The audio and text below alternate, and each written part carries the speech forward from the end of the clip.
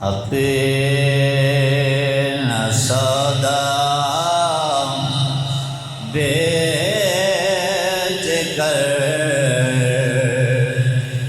بازار سونا کر گئے، اپنا سودا بیچ کر بازار سونا کر گئے، کون سی بستی بسائے اے تاجران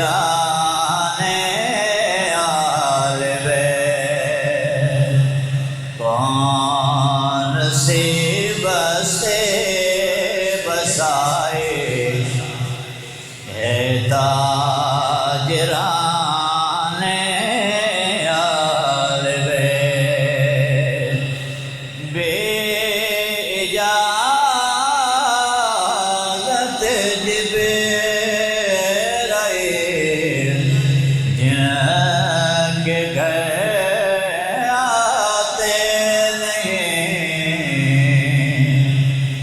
ارے قدر والے جانتے ہیں قدر و شان آل بیت، قدر والے جانتے ہیں قدر و شان آل بیت، اے شباب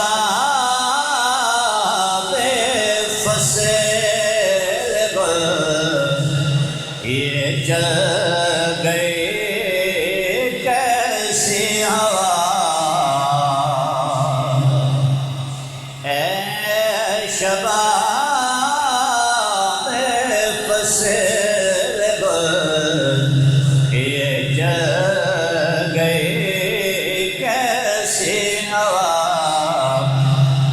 کٹے رہا ہے لیلاتا بوستان آل بیت، کٹے رہا ہے لیلاتا یہ بوستان آل بیت، اور سر شہیدان کربلا، سر شہیدان وفا کے نیزوں پہ بلند، سر شہیدان وفا کے نیزوں پر بلند، خدا نے اور ان کی ہے عز و شان آل بیت، خدا نے اور ان کی ہے عز و شان آل بیت، دنیا کے سب یزید اسی غم میں مر گئے، سر دے دیا حسین نے بیعت نہیں کی، خدا نے اور آج کی ہے عز و شان آل بیت، اور سر کٹانا گھر لٹانا کوئی تم سے پوچھ لے، آل نبی کا کام تھا، آل نبی کر گئے، کوئی نہ لکھ سکا یا دیر ایسی کتاب رہتے پر سر کٹانا کر لٹانا، کوئی تم سے سیکھ لے، جان عالم ہو فدا اے خاندان آل بیت، جان عالم ہو فدا اے خاندان آل بیت، اور اہل بیت پاک سے بے باکیاں گستاخیاں، لعنت اللہ علیکم اے دشمنان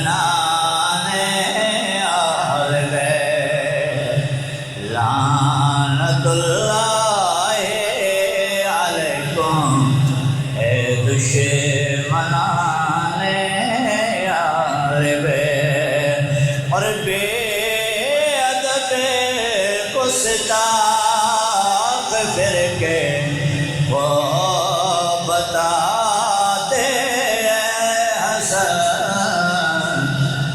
یوں کہا کرتے ہیں سنی داستان آل بیت، یوں کہا کرتے ہیں سنی داستان آل بیت، اپنا سودا بیچ کر بازار سونا کر گئے، ارے کون سی بستے بسائے اے تاجران آل بیت۔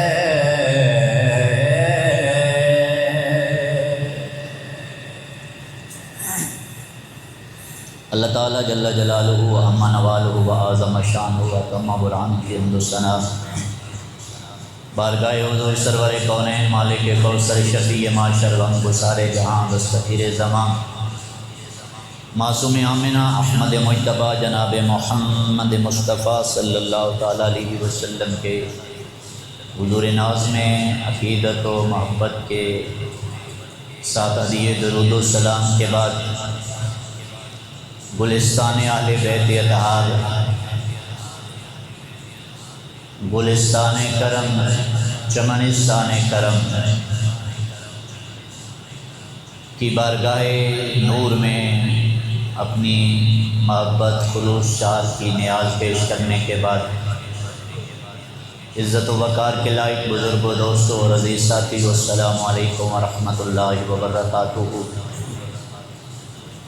میں نے آپ حضرات کے سامنے قرآن مجید فرقان حمید میں سے کچھ کلمات خیر تلاوت کرنے کا شرف حاصل کیا۔ دعائے خالق ارض و سما میری زبان پر کلمات الحق جاری فرمائے۔ یہ بیٹا جو دیوار کے ساتھ ٹیک لگا کے بیٹھے ہیں اور لڑائی کر رہے ہیں، باہر جائیں، ٹوپیاں پہن کے آ گئے، اگلی صفوں میں آ جائیں یا باہر تشریف لے جائیں۔ یہ جو بچے دیوار کے ساتھ، ہو بیٹا اٹھیں، شاباش، ٹوپیاں پہنیں، ادھر آگے صفوں میں آ جائیں یا باہر بیٹھ جائیں، شاباش، ادھر آگے آ جاؤ بیٹا، اٹھو بھائی، سارے بچے آ جاؤ ادھر آگے،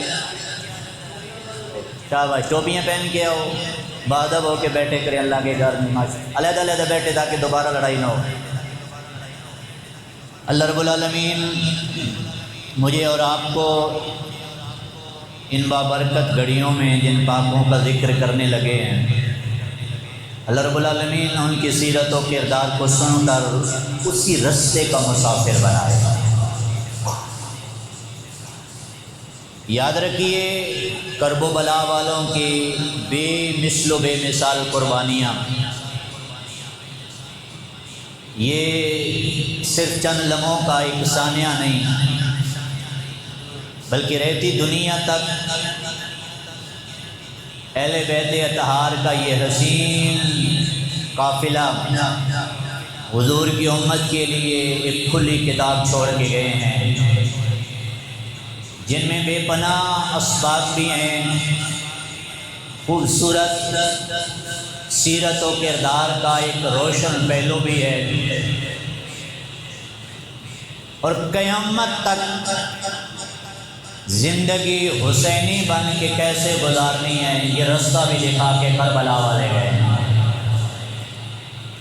اللہ کریم کی بارگاہ میں دعا ہے مالک ہمیں ان پاکان امت کے نقش قدم پہ چلنے کی توفیق عطا فرمائے۔ ہے رستہ مشکل لیکن جو چل پڑتا ہے اس کی دنیا بھی سنور جاتی ہے، اس کی عقبہ بھی سنور جاتی ہے، اور سب سے بڑا جو انعام ہے مر کر بھی میرا رب مرنے نہیں دیتا۔ اسی حوالے سے رب کریم نے جو میں نے تلاوت کی ہے، اللہ کریم فرماتے ہیں وَلَا تَحْسَبَنَّ الَّذِينَ قُتِلُوا فِي سَبِيلِ اللَّهِ أَمْوَاتًا، جو اللہ کے راستے میں جان دے دے انہیں مردہ گمان بھی نہ کرو، بَلْ أَحْيَاءٌ عِندَ رَبِّهِمْ يُرْزَقُونَ، بلکہ وہ رب کے دربار میں زندہ بھی ہیں اور عزت کی روزی بھی پا رہے ہیں۔ وہ رب کے دربار میں زندہ بھی ہیں اور عزت کی، بولیے عزت کی، اب یہ جنت کی روزی کی بات ہو رہی ہے، یہ رب جانتا ہے یا شہید جانتے ہیں کہ کیسی عزت والی روزی پا رہے ہیں۔ بہرحال فیصلہ کیا ہے، جو اس راستے پہ چلتا ہے میرا رب مرنے کے بعد بھی انہیں مرنے نہیں دیتا، اور یہ نقشہ اور یہ عملی تصویر سرزمین کرب و بلا پر امت نے دیکھی ہے کہ دھڑ کربلا میں ہے اور سر شام اور دمشق کے بازاروں میں ہے، ان کٹے ہوئے سروں سے بھی قرآن کی تلاوت کی آوازیں آ رہی ہیں۔ یہ ہے اس رب کی آیت کی تفسیر اور عملی تصویر کہ رب کریم فرماتے ہیں جو اس کے راستے پہ شہید ہو جائے اسے مردہ نہ کہو، اسے مردہ گمان بھی نہ کرو، یعنی کبھی خیال میں بھی نہ لاؤ کہ وہ مر گیا ہے، نہ جو یار کے نام پہ مر گیا ہے میں اسے رب مرنے بھی نہیں دیتا، زندگی عطا فرما دیتا۔ اس لیے ہم کہتے ہیں کہ علی کے دل کا چین زندہ ہے، سبحان اللہ کہیں گے، علی کے دل کا چین زندہ ہے، اور سیدہ فاطمہ کا نور عین زندہ ہے۔ مت پوچھو وقت کی ان بے زبان کتابوں سے، سنو جب آذان تو سمجھ لو حسین زندہ ہے، سنو جب آذان تو سمجھ جاؤ حسین زندہ ہے۔ قتل حسین اصل میں مرگ یزید ہے، یہ جو حسین ابن علی کی شہادت ہے یہ حسین کا قتل نہیں ہے، اصل میں نام میرا رب یزید کے مٹا رہا ہے۔ قتل حسین اصل میں مرگ یزید ہے، یہ یزید کی موت ہے، حسین کی موت نہیں ہے۔ قتل حسین اصل میں مرگ یزید ہے، اسلام زندہ ہوتا ہے ہر کربلا کے بعد۔ عظیم ایک کھلی کتاب چھوڑ کے گئے ہیں کرب و بلا والے، اور ان میں سے بہت سارے اسباق ہیں آپ کی سیرت و کردار کے۔ میں 3 حسین کردار آج فاتح کرب و بلا، سلطان کرب و بلا، جگر گوشے سید بطول، نور نظر حضرت حیدر کرار، تصویر مصطفیٰ، خوشبو مصطفیٰ، حسن مصطفیٰ، مظہر جمال مصطفیٰ، حسین ابن علی اور آپ کے رفقا کے 3 کردار جو کربلا کی سرزمین پر خوبصورت آپ کے چمکتے ہوئے نظر آتے ہیں۔ پہلا کردار کرب و بلا والوں کا، رب کی رضا کے سامنے سر تسلیم خم کر لینا۔ آپ بیدار ہو کے سبحان اللہ کہہ رہا ہے، تاکہ مجھے پتہ چلے کہ میں کربلا والوں کا ذکر قبرستان میں بیٹھ کے نہیں، میں محمدی مسجد کے بیٹھنے والے محمدی حضور کے غلاموں کے ساتھ کھیل رہا۔ پہلا کردار رب کی رضا کے سامنے سر کو جھکا لینا، یہ کرب و بلا والوں کا نظر آتا ہے۔ دوسرا کردار کہ اس دین کی عظمت اور اس کی بقا کی خاطر اگر سر کٹانے بھی پڑ جائیں تو سر کٹا دینا ہے۔ تیسرا کردار ظالم، جابر اور شریعت کا باغی اگر حاکم وقت تمہارا اسلامی ریاست کا حاکم بھی بن جائے، اس کے پیچھے ہاتھ باندھ کے کھڑا نہیں ہونا، اس کے سامنے سینہ تان کے کہنا ہے تیرا رستہ اور ہے، ہمارا رستہ اور ہے۔ یہ سبق آپ نے یاد رکھنا ہے آج کے حوالے سے۔ پہلا کردار رب کی رضا کے لیے سر کو جھکا لینا۔ آج مسئلہ یہ ہے کہ بہت سارے لوگ اہل بیت اطہار کے غلام کہلانے والے کرب و بلا والوں کا ذکر ایسے کرتے ہیں کہ گویا کربلا والوں کو کوئی پکڑ کے لایا ہے اور وہ کچھ کر نہیں سکتے تھے، مجبور تھے، بے بس تھے، کچھ بھی نہیں تھا ان کے پاس، شاید جبراً انہیں جکڑ دیا گیا اور وہ کچھ کرنے کے قابل نہیں تھے۔ نہ، ایسا کردار حسینیوں کا نہیں ہے، یہ ایسا معاملہ نہیں ہے، بلکہ رومی کشمیر نے بس ایک شعر میں انہوں نے پورا فلسفہ بیان کر دیا، قوت ہوندے زور نہیں لایا بیٹھے مان رضا ہے۔ مقصد کیا تھا؟ رب کی رضا۔ اس لیے کہ یہ جو کربلا کی شہادت تھی نا، یہ کوئی چند مہینوں سے یہ فیصلہ نہیں تھا، یہ حسین ابن علی کی ولادت کے وقت سے اعلان ہوتا رہا۔ یہ سارا کچھ رسول اللہ صلی اللہ علیہ وسلم کو ابتدا سے حسین کی ولادت سے اس بات کی خبر تھی، اور میرے آقا مولا صلی اللہ تعالیٰ علیہ وسلم نے اشاروں میں حسین ابن علی کی شہادت کا سال بھی بیان کیا تھا اور مقام شہادت بھی آپ نے بیان فرمایا ہے۔ اور پورے اہل بیت اطہار کے گھرانے کو پتہ تھا کربلا کی سرزمین پہ کربلا والوں کے ساتھ، اہل بیت اطہار کے ساتھ یہ ہونا ہے، یہ پہلے سے طے شدہ تھا۔ اور ایک بات اور، عقیدہ ہمارا جو بنیادی عقیدہ ہے مسلمانوں کا، اس حقیقت میں ذرہ برابر بھی کوئی سوچنے کی گنجائش بھی نہیں ہے۔ جو کچھ ہو چکا، جو کچھ ہو رہا ہے، جو کچھ قیامت تک ہوتا رہے گا، سارا خدا کی مرضی سے ہوتا ہے۔ عقیدہ توحید بیان ہو رہا ہے، سبحان اللہ کہیں ذرا، ہے نا سب کا عقیدہ؟ جو کچھ ہو چکا، جو کچھ ہو رہا ہے، جو کچھ ہوگا، یہ سارے کا سارا خدا کی مرضی سے ہوتا ہے۔ اور اللہ کریم نے فرمایا للہ الامر من قبل و من بعد، جو کچھ پہلے ہو چکا وہ بھی رب کی مرضی سے ہوتا رہا ہے، جو کچھ بعد میں بھی ہوگا وہ بھی اسی بادشاہ کی مرضی سے ہوگا، اس کی مرضی کے بغیر ایک پتا بھی نہیں ہل سکتا۔ اس لیے جو تسلیم و رضا والے ہوتے ہیں نا، بلکہ اور آسان کر دوں، جو خدا کی بندگی والے ہوتے ہیں، محمد کی غلامی والے ہوتے ہیں، ان کا کام کیا ہوتا ہے؟ ان کا کام یہ ہے کہ رب کی رضا کے سامنے اپنا سر جھکا لینا۔ رب کی رضا کے سامنے اپنا سر، تھوڑا سا میرے ساتھ آپ بولیے گے تاکہ مجھے سبق سناتے ہوئے آسانی رہے۔ سر کو جھکا لینا۔ اب دیکھیں حضرت ابراہیم خلیل اللہ رب کے خلیل ہیں نا، گہرے جگری دوست ہیں، یار ہیں، اور خلیل کا معنی ہوتا ہی یہ ہے کہ یار کی بات موڑتا ہی کوئی نہیں ہے۔ ایسا ہی ہے، جب رب کریم نے خواب میں دکھایا حضرت خلیل کو کہ میں اپنے بیٹے کو زندہ ذبح کر رہا ہوں، رب کے خلیل تھے نا، یہ بھی تو عرض کر سکتے تھے مالک میں آپ کا خلیل ہوں، دنیا والے کیا کہیں گے کہ یہ کیسے اللہ کے نبی ہیں جو اپنے بیٹوں کے گلا کاٹ رہا ہے، وہ کل تو امت کے گلے بھی کاٹے گا۔ تو لوگ انگلیاں اٹھائیں گے، یا اللہ میں دنیا آپ کے نام پہ قربان کر دوں گا، کوئی اور حکم دے دیں، یہ ذرا بدل دیں۔ نہ خلیل نے یہ نہ کہا، بلکہ رب کی رضا پہ راضی ہو کے سر جھکا لیا، اور رب نے اس بات کا اعلان بھی کیا ہے فَلَمَّا أَسْلَمَ وَتَلَّهُ لِلْجَبِينِ، جب دونوں باپ بیٹا راضی ہو گئے اور رب کی رضا کے سامنے سر جھکا لیا۔ یہ ہے اللہ والوں کی پہلی نشانی کہ وہ رب کی مرضی کے سامنے اپنی بات نہیں کرتے، وہ چپ کر کے سر جھکا لیتے ہیں۔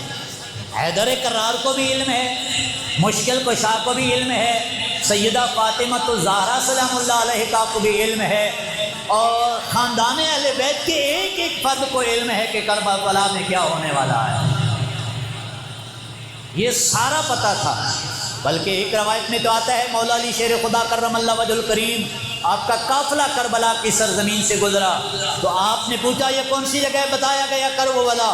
آپ نے کہا روکو، اپنے قافلے کو روک کے کہا، چھڑی سے نشانیاں لگائیں، فرمایا یہ ہے کربلا، یہ ہے قتل گاہ حسین ابن علی، یہ میرے خانوادے کی قتل گاہ ہے، شہادت گاہ ہے، یہاں پہ میرے اہل بیت آئیں گے، یہاں پہ خیمے لگیں گے، یہاں پہ علی اکبر کی شہادت ہوگی، یہاں پہ علی اصغر کی شہادت ہوگی، یہاں اون محمد کے لاشیں تڑپیں گے، یہاں عباس کے بازو قلم ہوگے۔ سارا نقشہ مولا علی نے بیان کیا تھا۔ اور جب حسین ابن علی کا قافلہ پہنچا سرزمین کربلا پر، آپ نے پوچھا یہ کون سی جگہ ہے؟ بتایا گیا یہ کربلا ہے۔ فرمایا روکو قافلہ، اتارو سامان، ہمارا مقام عشق آ گیا ہے، ہمارا بازار عشق آ گیا ہے۔ اسی بازار کے ساتھ سودا کیا تھا نواز رسول، یہی وہ بازار عشق ہے جہاں پہ حسین ابن علی اپنا سودا بیچنے آیا ہے۔ لگاؤ یہیں پہ خیمے، بس میرا اور رب کی ملاقات کا وقت آ گیا۔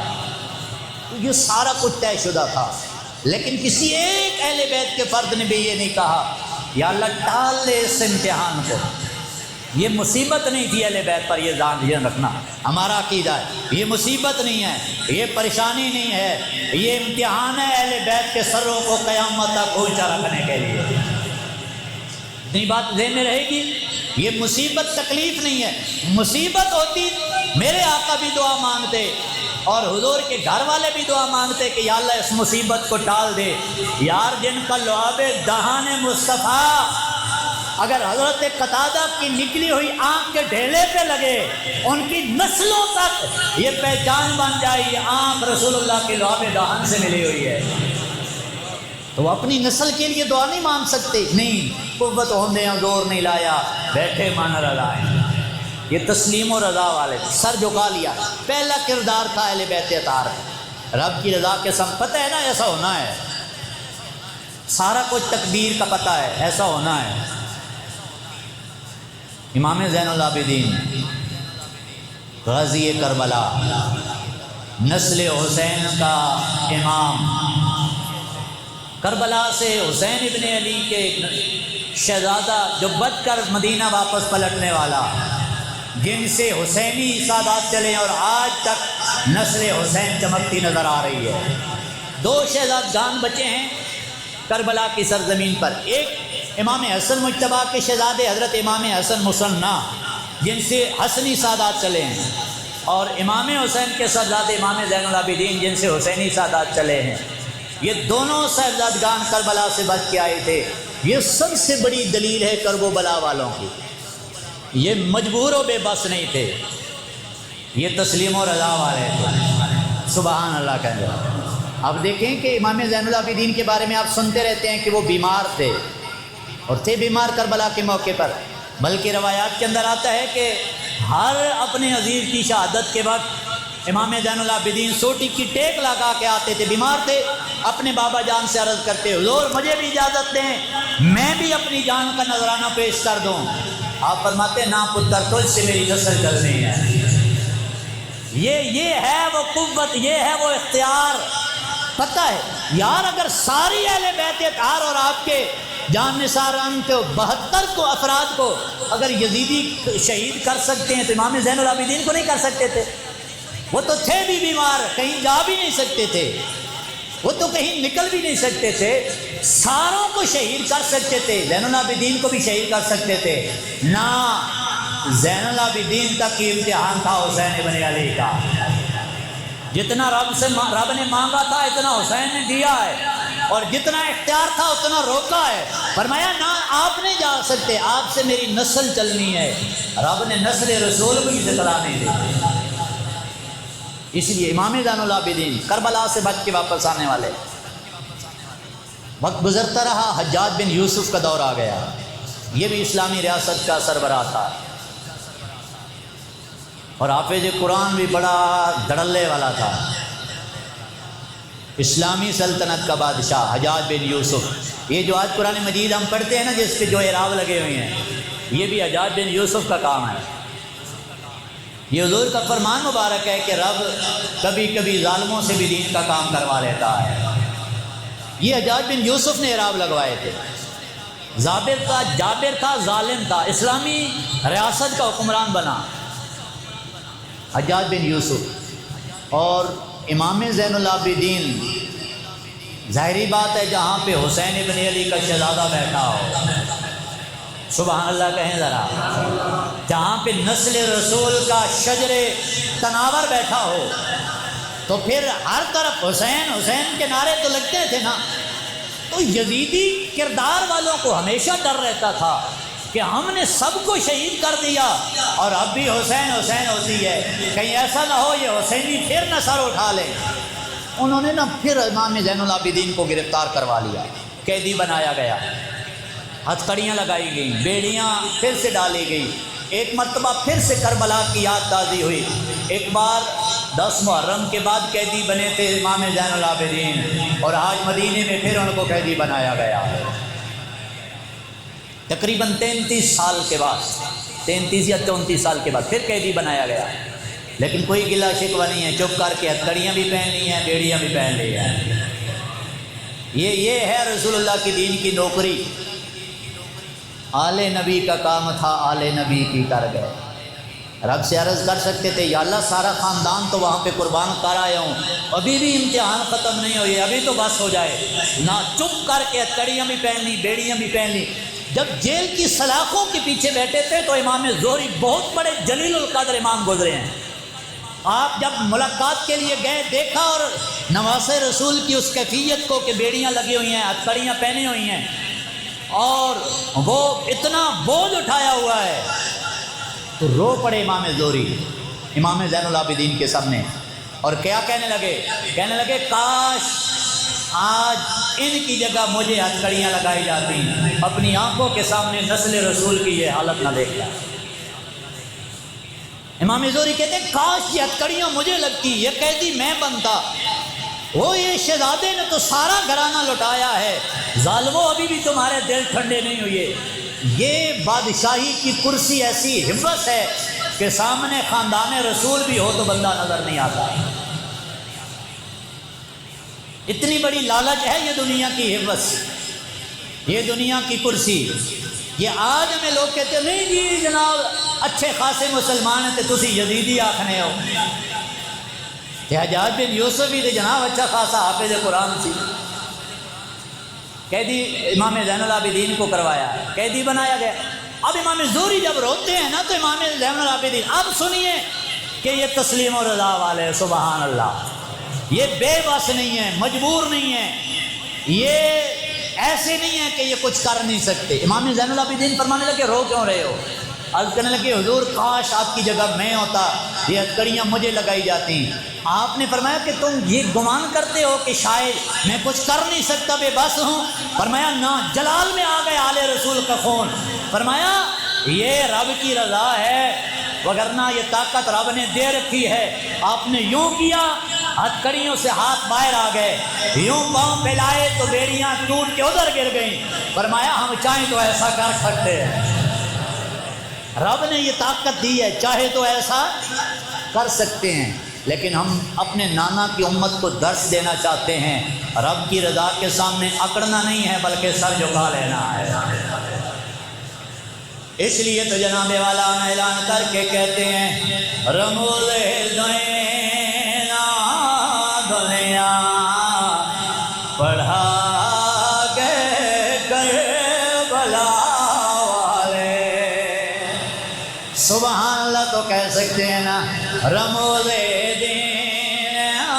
دنیا پڑھا گئے کربلا والے، لگا کے ضرب باطل کو مٹا گئے کربلا والے، لگا کے ضرب باطل کو مٹا گئے کربلا والے، کربلا والے سب نے کہنے تاکہ آپ کی حاضری بھی کربلا والوں کی بارگاہ میں لگتی رہے، لگا کے ضرب باطل کو مٹا گئے کربلا والے، اور جفاؤں پہ جفائیں تھیں، بلاؤں پہ بلائیں تھیں، مگر وعدہ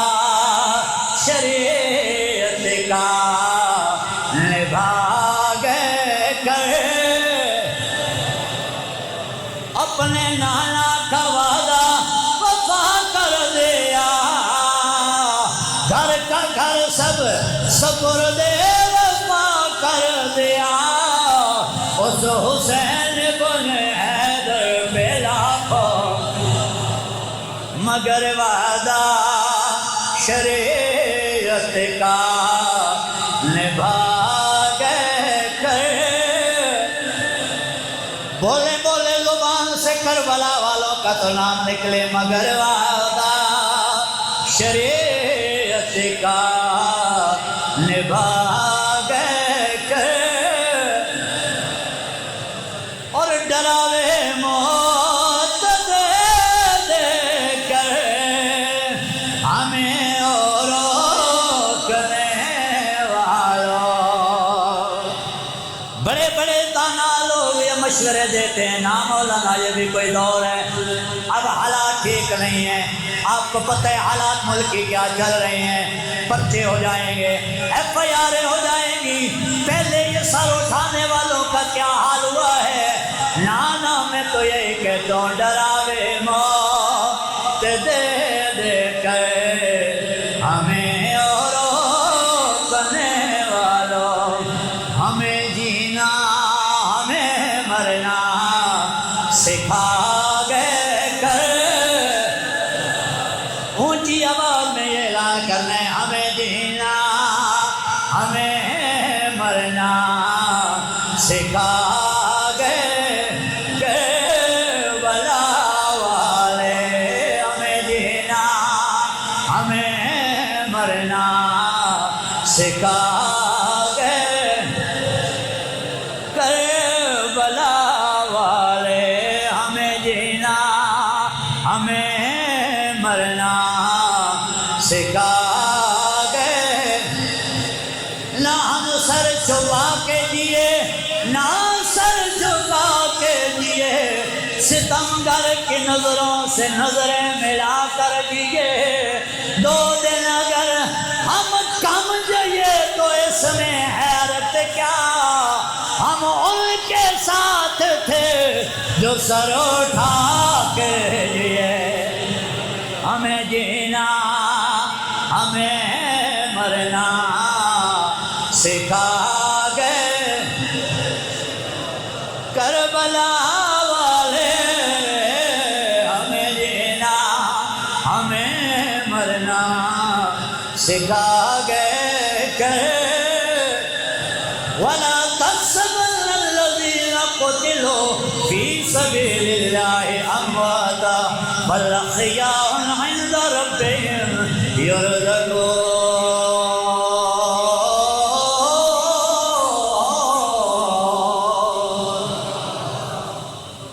پہلا سبق کرب و بلا والوں کا، او میرے نانے کے امتیو، رب کی رضا کے سامنے پھر راستہ دیکھ کے نکلنا نہیں ہے، بلکہ سر جھکا لینا یہ حسینیوں کا کردار ہے۔ پہلا سبق کرب و بلا والا۔ دوسرا کہ جب رسول اللہ کے دین پہ کوئی مشکل وقت آئے اور تمہارے خون کی ضرورت ہو، سر کٹانے پڑے کٹا دینا، لیکن حضور کے دین کے پرچم نیچے نہیں آنے رہنا۔ آپ سبحان اللہ کو تقریر میں کر رہا ہوں، آپ کیوں ڈر رہے ہیں سبحان اللہ کہنے لگا؟ یہ اس لیے کہ یہ مشکل مرحلہ ہے، میں نے پہلے عرض کیا راستہ مشکل ہے، لیکن چل پڑو تو رب مرنے کے بعد بھی مرنے نہیں دے رہا۔ ہاں میرا رب ظاہری بات ہے وہ کریم ہے، لجپال ہے، مہربان ہے، اس کے نام پہ کوئی مر جائے اور پھر وہ مرنے دے، یہ ہو نہیں سکتا۔ دوسرا کربلا والوں کا سبق، دین کی خاطر اپنی جان قربان کر دینا، لیکن دین کے پرچم کو نیچے نہیں ہونے دینا۔ یہ رسول اللہ کا دین ہے۔ سبحان اللہ۔ حسین ابن علی کا قافلہ جب جا رہا تھا نا کوفہ کی طرف، راستے میں ایک شاعر ملا، اور آپ نے چونکہ آپ کو سنتے رہتے ہیں، حضرت امام مسلم بن عقیل کو پہلے بھیجا تھا کوفہ والوں کے، چونکہ خط آ رہے تھے جناب تشریف لے آئیں، ہم آپ کی بیعت کرنا چاہتے ہیں، ہم یزید کو اپنا امام نہیں بلکہ حسین کو اپنا امام بنانا چاہتے ہیں۔ آپ کو خط ملے، آپ نے پہلے حضرت مسلم بن عقیل کو بھیجا اور وہ ان کو پہلے شہید کر دیا گیا۔ راستے میں نا آپ کو ایک شاعر ملا، ایک آدمی ملا، انہوں نے کہا جناب کہاں جا رہے ہو؟ امام نے فرمایا ہم کوفہ جا رہے ہیں۔ انہوں نے کہا جناب میں کوفہ سے ہو کے آ رہا ہوں، اور میں آنکھوں سے دیکھ کے آ رہا ہوں مسلم بن عقیل کو شہید کر کے ان کو لٹکایا گیا ہے۔ سنو میرے حسین نے جواب کیا دیا؟ آپ مسکرا پڑے، آپ نے فرمایا تم گردن کٹی ہوئی لٹکا دیکھ کے آئے ہو، مسلم بن عقیل کا سر جھکا ہوا تو نہیں دیکھا ہے؟ یہ بتا سر جھکایا تو نہیں ہے نا میرے ویر نے؟ سر کٹ تو گیا ہے، جھکا تو نہیں ہے نا؟ اس لیے یہ درس کربلا ہے، دین کی خاطر سر کٹانا پڑے کٹا دینا، مرنا تو ویسے بھی ہے، ویسے بھی مرنا ہے، گھر بیٹھیں گے بھی تو مر جائیں گے۔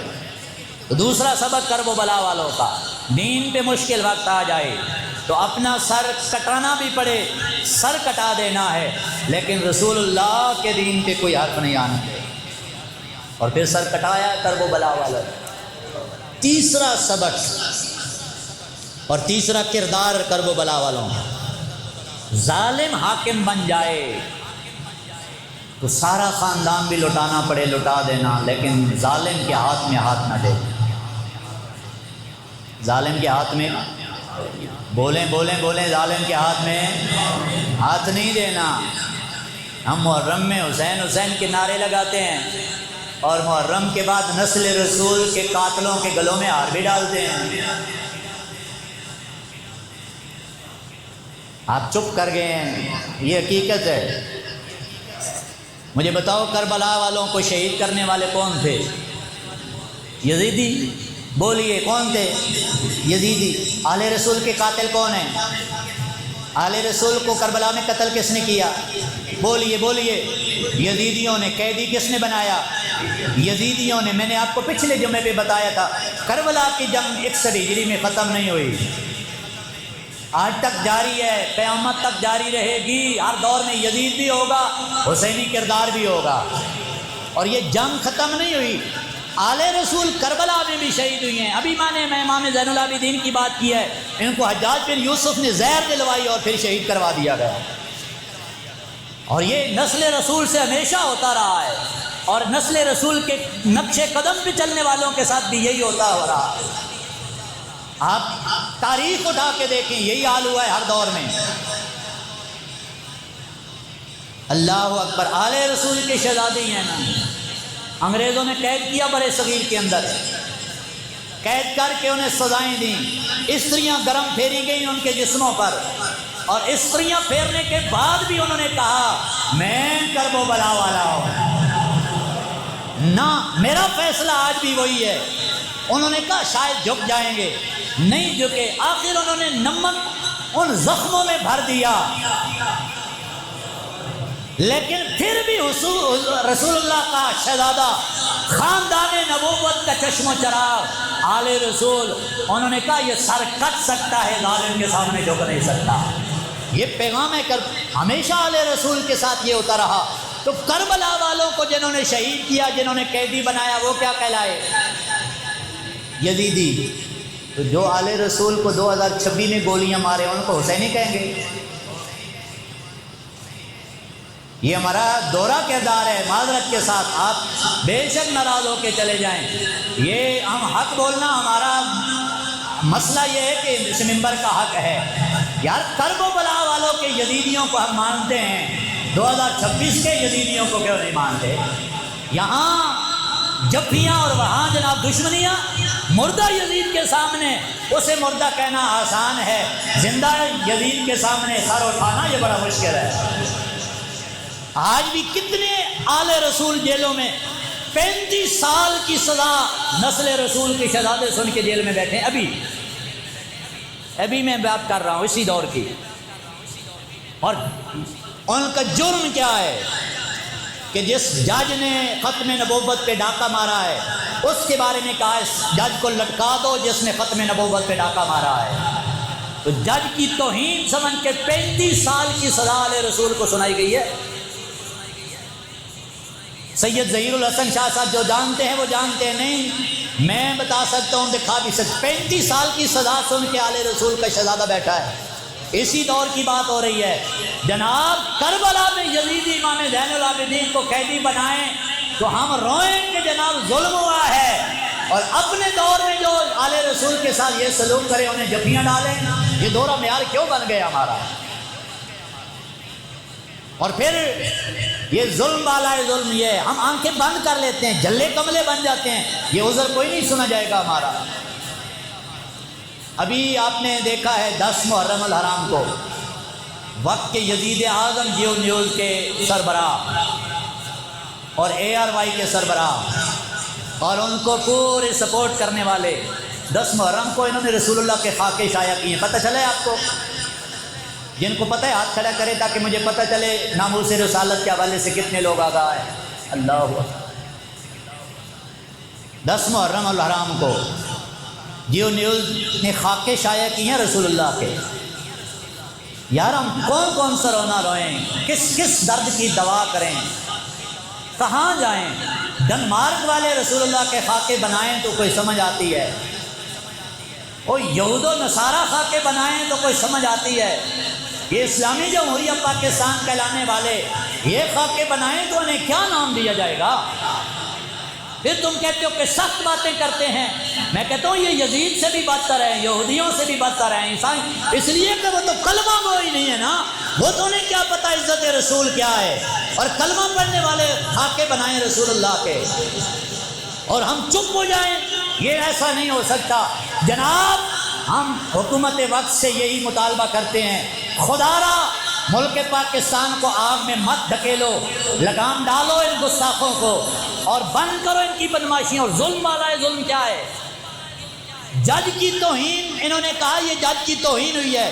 آل رسول کو 35 سال کی سزا ہوئی, اور جیو نیوز جنہوں نے خاکے شائع کیے ان کو 15 دن کی سزا ملی ہے صرف. نتیجہ کیا ہے؟ ان صحافیوں کی شان معاذ اللہ رسول اللہ سے زیادہ ہے. پریکٹیکل تو یہی ہے نا. گستاخ رسول کو 15 دن ٹی وی بند رکھیں گے. ان کے پیچھے کیا کیا, اور یہ غلطی سے بھی نہیں ہوا, یہ جان بوجھ کے پری پلان کام ہوا ہے. اس لیے کہ اس سے قبل بھی جیو نیوز نے یہ اس طرح کی گستاخیاں کی اور علماء نے پھر ان کو روکا ہے, اور اب پھر انہوں نے کیا ہے. اور ان کو دیکھ کے ARY نیوز چینل نے بھی یہ گستاخ شائع کیے ہیں خاکے. ہم یہاں پہ بیٹھ کے اتنا تو کر سکتے ہیں نا, آج کے بعد تہیہ کر کے نکلو رب کے گھر میں. ہم نہ جیو نیوز دیکھیں گے اور نہ ARY دیکھیں گے. تمہاری چپ بتا رہی ہے کہ کہیں مولوی صاحب لگے رہنے ہیں جناب, ان کے کریے چینل بھی دیکھنا چھوڑ دے رہی ہے. اے باہر نکل کے سارے کہنے ہیں جناب اصل اے چینل نہ تک کے تاں کی ہو جانا. کم از کم اتنی تو غیرت کر سکتے نا ہم کہ جس چینل پہ رسول اللہ کے گستاخیاں ہوں, گستاخانہ خاکے لٹکائے جائیں, ان چینل سے بائیکاٹ تو کر سکتے ہیں نا. کریں گے نا جی. تاجدار ختم نبوت, تاجدار ختم نبوت, ہاتھ بلند کرو پتہ چلے کہ آپ اس کے ارادے میں ہیں. تاجدار ختم نبوت, تاجدار ختم نبوت. اس لیے ہم گزارش کر رہے ہیں, ابھی گزارش کر رہے ہیں, وگرنہ آپ کو پتہ ہے ہماری تاریخ کا بھی, ہم کربلا والے ہیں اور اللہ کے فضل سے کربلا والے ہیں. کوئی ہمارے جناب نہ ارادے بدلے ہیں, نہ یقین بدلے ہیں, نہ رستے بدلے ہیں. اس لیے کہ غازی عباس کا خون ہو اور جھک جائے, نا نا نا نا. ہمیں اپنے بابے نے یہی بتایا ہے, بازو کٹ بھی جائیں لیکن تم نے حق بلند کرتے رہنا ہے. اس لیے ہم اگر گورنمنٹ کہتی ہے نا جی ہمیں پتہ نہیں ہے, تو جناب پابندی لگاؤ ہمیشہ کے لیے اس پر. کون سی قیامت آ جائے گی اگر جیو نیوز چینل نہ چلا پاکستان میں؟ تو ویسے بھی ہمارا پاکستان کا سارا میڈیا, سارا یہود و نصارہ کے غلام بیٹھے ہوئے ہیں. اور اگر حکومت وقت یہ کام نہیں کرتی، بند نہیں کرواتی اور ان ظالموں کو سزا نہیں دلواتی، تو پھر سمجھ لو کہ ان ڈاکوؤں، ان چوروں کے ساتھ یہ بھی شامل ہیں۔ آخری جو پیغام تھا کربلا والوں کا، ظالم کے سامنے جھکنا نہیں ہے، مشکل کام ہے، اور ہم چلو جھک نہیں سکتے، برا تو کہہ سکتے ہیں۔ ایک اور امام گزرے ہیں، امام ذہبی رحمۃ اللہ تعالیٰ نے اپنی کتاب القبائر میں ایک بات لکھی ہے۔ حضرت سفیان ثوری وقت کے محدث بھی ہیں، مفسر قرآن بھی ہیں، اور امام جعفر صادق کے شاگرد ہیں، امام اعظم ابو حنیفہ کے ہم اثر ہیں۔ حضرت سفیان ثوری کے پاس ایک درزی آیا۔ آج جو لوگ کہتے ہیں جناب یہ ساڈا کی قصور ہے، تے چینل نہ تکیے تے تاں، یہ تکیے تے تاں ساڈا کی ہو جانا۔ سنو، حضرت سفیان ثوری کے پاس ایک درزی آیا، ٹیلر ماسٹر آیا، آ کر کہنے لگا جناب میں بادشاہ کے کپڑے سلائی کرتا ہوں۔ ظالم ہوگا بادشاہ، تو یہ بتاؤ کہ کیا میں ظالم کا مددگار تو نہیں بنوں گا؟ خیال آ گیا نا، میں ظالم بادشاہ کے کپڑے سلائی کرتا ہوں، حالانکہ وہ اجرت لیتے تھے اپنی، تو میں کپڑی سلائی کرتا ہوں، جناب مسئلہ بتائیں، میرا نام کہیں ظالموں کے مددگاروں میں تو نہیں آئے گا؟ حضرت سفیان ثوری فرماتے ہیں آپ کہتے ہیں ظالم، آپ کا شمار تو ظالموں میں ہے، ظالموں کے مددگار تو وہ ہیں جو آپ کو سوئی دھاگا دیتے ہیں اور آپ اس کا ظالم کا کپڑا سلائی کرتے ہیں۔ سمجھ آئیے؟ آپ فرماتے ہیں آپ تو ظالموں کے ساتھ شامل ہیں، ظلم میں، جو آپ کپڑے سلائی کر کے ظالم بادشاہ کو دے رہے ہیں۔ ظالموں کے مددگار تو وہ ہیں جو سوئی دھاگا آپ کو دیتے ہیں اور آپ ظالم بادشاہ کے کپڑے سلائی کرتے ہیں۔ اس لیے کہیں ایسا نہ ہو قیامت کے دن اعلان ہو یہ جن چینلوں پہ رسول اللہ کے خاکے لٹکائے گئے وہ ذرا اٹھو اور ان کے حامی بھی اٹھو، ان چینلوں کو دیکھنے والوں، تو کہیں ایسا نہ ہو کہ نام ہمارا بھی ان میں شامل آ جائے۔ اس لیے آج لے ان کی پناہ، آج مدد مانگ ان سے۔ سب یہ حکومت وقت سے مطالبہ کرتے ہیں کہ نہیں؟ آپ ایک دفعہ زبان سے اقرار کر دو، کرتے ہیں نا جی، یہ گستاخانہ کھانا کھا کے، یہ کیا بدماشی ہے یار، ظلم نہیں ہے؟ جتھے پاک نبی دی عزت نہیں اس پاکستان کا مطلب کیا ہے؟ ہم کیا دنیا والوں کے سامنے احتجاج؟ آپ اگر کوئی یہود و نصارہ ملکوں میں گستاخیاں ہوں تو ہم کیا احتجاج کریں گے؟ اللہ رب العالمین کے دربار میں دعا ہے میرا رب مجھے اور آپ کو اہل بیت اطہار کے نقش قدم پہ چلنے کی توفیق عطا فرمائے اور ہر ظالم کی آنکھ میں آنکھ ڈال کر زندگی گزارنے کی توفیق عطا فرمائے۔